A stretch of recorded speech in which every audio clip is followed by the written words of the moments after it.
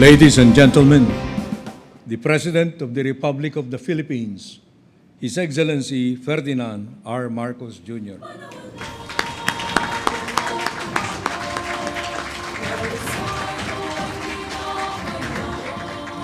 Thank you, Chief Luke, Executive Secretary, for your introduction. Please take your seat. The AFP Chief of Staff, General Romeo Browner, and the major service commanders, Philippine National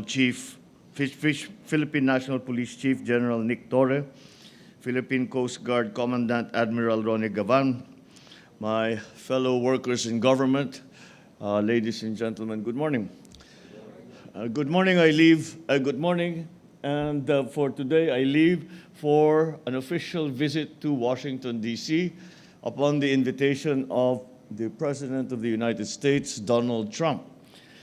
It is my first visit to Washington following the inauguration of President Trump earlier this year. I'm happy to note that this visit is the first by an ASEAN head of state to the United States under this administration. This visit builds on the active exchanges that we have had since the assumption of the new Trump administration. These include the various bilateral meetings between our Secretary of Foreign Affairs, the U.S. Secretary of State, the visit to Manila of the U.S. Secretary of Defense in March, and also of the Director of National Intelligence last month, as well as the visits of bipartisan U.S. congressional delegations. My visit to Washington, D.C., and most importantly, my meeting with President Trump is essential to continuing to advance our national interests and strengthening our alliance. During this visit, we will reaffirm our commitment to fostering our long-standing alliances as an instrument of peace and a catalyst of development in the Asia-Pacific region and around the world. My top priority for this visit is to push for greater economic engagement, particularly through trade and investment between the Philippines and the United States. I intend to convey to President Trump and his cabinet officials that the Philippines is ready to negotiate a bilateral trade deal that will ensure strong, mutually beneficial, and future-oriented collaborations that only the United States and the Philippines will be able to take advantage of.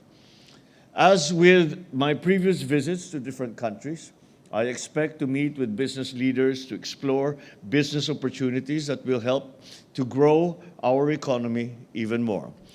And as you will notice, in the attendance of the cabinet secretaries here today, our cabinet secretaries for defense and the economic team as well are not here simply because they are already there and have been there for a few days to prepare the groundwork for the work that we are doing whilst I am actually there.